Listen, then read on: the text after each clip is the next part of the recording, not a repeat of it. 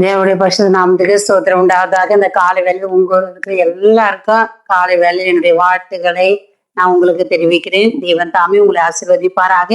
வாய்ப்படும் மூலம் தினமும் ஒரு வார்த்தையை நாம் கவனிக்கலாம். சோத்திரம் இந்த காலை வேலையிலே தேவனுடைய வார்த்தையை இப்படியா சொல்லுது. சங்கீதம் 91 15ஆம் வசனத்துல, அவன் என்னை நோக்கி கூப்பிடுவான், நான் அவனுக்கு மறுத்திர அருளை செய்துவேன். ஆபத்திலே நான் அவனோடு இருந்து அவனை தப்புவித்து அவனை கனப்படுத்துவேன். நீடித்த நாட்களாக அவனை திருப்தியாகி என் ரட்சிப்பை அவனுக்கு காண்பிப்பேன் என்று சங்கீத புஸ்தகத்துல 91ஆம் அதிகாரம் சோத்திர 14ஆம் 15ஆம் வசனம் 16ஆம் வசனத்துல இப்படி சொல்லப்பட்டிருக்கிறது. இந்த வசனம் 1-16 வரைக்கும் மிக மிக மிக முக்கியமான அதிகாரம் வசனம். எல்லாருக்கும் ரொம்ப பிரயோஜனமானது. பாதுகாப்பின் வசனம் இது.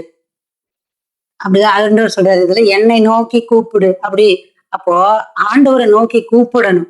அப்போ வேத புஸ்தகத்துல அநேக கூப்பிட்டாங்க. பத்திமை குருடர் என்ன பண்ணாரு? அத சத்தமா கூப்பிட்டாரு.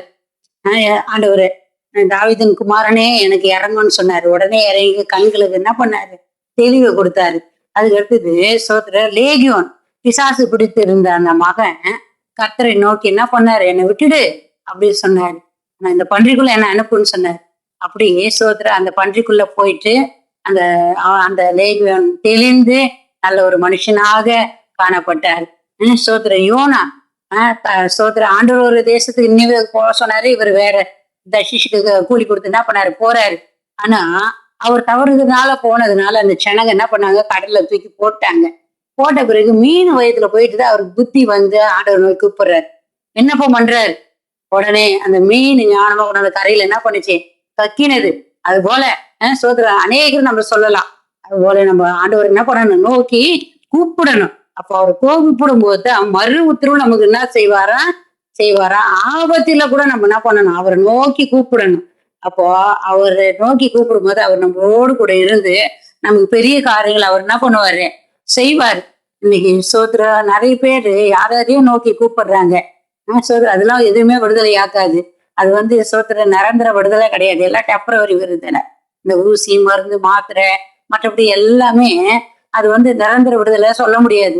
ஆண்டவர் இயேசு கிறிஸ்து மாத்திரம் தான் என்ன பண்ணுவாரு? அவனுக்கு நிரந்தரமான விடுதலையும் சந்தோஷத்தையும் சமாதானத்தையும் அவர் என்ன பண்ணுவாரு? தருவார். என் வாழ்க்கையில ஏசப்பா என்ன பண்ணிருக்கிறாரு? அவரை நோக்கி கூப்பிட்டு அவர் எனக்கு நிறைய சோதர ஆபத்துல இருந்து எனக்கு உதவி செய்தாரு. அது மாத்திரம் இல்ல, நான் மரணத்துக்கு நோக்கி போனேன். அந்த மரண கட்டுகளில இருந்து என்னை கத்தர் விடுதலையாக்கி சோதரன் இன்னைக்கு நல்ல ஒரு குடும்பத்தை கொடுத்து நல்ல ஒரு ஊழியத்தை கொடுத்து தேவனுடைய பணியை செய்யும்படி ஆண்டவர் என்ன பண்ணிருக்கிறாரு? எனக்கு உதவி செஞ்சிருக்கிறாரு. நீங்களும் என்ன பண்ணுங்க? ஆண்டவரை நோக்கி என்ன பண்ணுங்க? கூப்பிடுங்க. அப்ப அவர் உங்களோடு கூட இருந்து உங்களுக்கு அநேக அற்புதங்கள் அதிசயங்கள் என்ன பண்ணுவாரு? அவர் செய்வார். அது மாத்திரம் இல்ல, நீடித்த நாள்களாக அவர் என்ன பண்ணுவாரு? நம்மளை திருப்தியாகிய ரட்சிப்பை நமக்கு என்ன பண்ணுவாரா? கொடுப்பாராங்க. சோதர ரட்சிப்பு என்பது என்ன தெரியுமா? நம்ம பரலோகத்துக்கு போறதுக்கான ஒரு சீட், ஒரு அட்மிஷன். நரகத்துல இருந்து நம்மள என்ன பண்றாரு? மீட்டு கொள்கிறாரு. பரலோகத்துக்கு கூட்டிட்டு போறதுக்கு தான் சோதர ரட்சிப்பு. உலக பிரகாரம் சுத்திக்கிட்டு உலக பிரகாரம் வாழ்ந்துட்டு இருந்தா நரகம் உனக்கு கன்ஃபார்மா இருக்கும். அக்னி கீழே எரியுது, அதுலதான் நீ போகணும். அந்த ரட்சிப்பு கிளியர். அது காசு கொடுத்துலாம் வாங்க முடியாதுங்க. உன் மனசார உன் பாவத்தை அறிக்கையிட்டு ஆண்டவரை நோக்கி கூப்பிடும் போது பாவ கலைகள் எல்லாம் எடுத்துட்டு புதிய மனுஷனா இருந்தனா ஆண்டவர் உன்னை ரட்சிப்பாரு.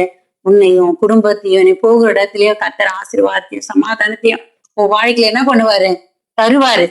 சோத்திரன் மிக மிக முக்கியமான பகுதி சங்கீதம் 91. நீங்க உங்க குடும்பத்துல இதெல்லாம் வாசிங்க. இரவு நேரத்துல முக்கியமா இதை வாசிச்சுட்டு நீங்க படுங்க. எந்த பிசாசு வராது, எந்த கெட்ட சொப்பனம் வராது, உனக்கு காய்ச்சல் வராது, எந்த ஒரு பயமும் வராது. உனக்கு பயம், காய்ச்சல், மற்றபடி ஏதாவது ஒண்ணு இருக்குதா? 3 முறை வாசிங்க. அதிகமா இருக்குதா? 7 முறை வாசிங்க, 9 முறை வாசிங்க. அப்ப அந்த பிசாசு உன்னை விட்டு என்ன பண்ணிடுவான்? ஓடி போயிடுவான். உனக்கு தொடவே மாட்டாது. இது ரொம்ப முக்கியமான ஒரு அதிகாரம், வசனம். இதை நீங்க எல்லாமே நல்லதுதான். அதனால இதை நீங்க வாசிக்கும் போது அந்த பயத்தை நான் எடுத்து போடுவாரு. ஆண்டு உங்களோட கூட இருப்பாராக. ஆமே. நம்ம ஜெபிக்கலாமா? எங்களை அதிகமா நேசிக்கிற எங்களை அன்பின் தகப்பனே, ஏசப்பா, அதை கேட்கிற ஒவ்வொரு பிள்ளைகளும் மனம் திரும்பட்ட சாமி. ஆண்டவரே, அவரை நோக்கி இயேசுவை நோக்கி கூப்பிடும் போது நீங்க அவர்களை விடுவித்து அவளை ஆசீர்வதிக்கிற தேவனா இருக்கிறீங்கப்பா. ஆண்டவரே, அவர்களோடு கூட இருந்து ரட்சிப்பை அவர்களுக்கு தருகிற தேவனாப்பா. இன்னைக்கு அநேக ரட்சிப்பு இல்லாம அலைஞ்சு கொண்டிருக்கிறாங்கப்பா, நரகத்தை நோக்கி போகிறாங்கப்பா. அவர்களை எல்லாம் விடுதலையாக்கி கொண்டு வந்து ரட்சித்து தேவ சமாதான தேவ ஆசீர்வாதத்தை அவர்கள் பெற்றுக்கொள்ள முடியாக அன்போடு செபிக்கிறேன். ஆண்டவரே, பிதா குமார பரிசுத்தாவே நாமத்திலே இதை கேட்கிற பிள்ளைகள் எல்லாம் ஆசீர்வாதமா இருக்கட்டும் என்று மனதார வாழ்த்தி ஆசீர்வதிக்கிறேன். நல்ல பிதாவே, ஆமே. God bless you. கர்த்தர் உங்களை ஆசீர்வதிப்பாராக. ஆமே.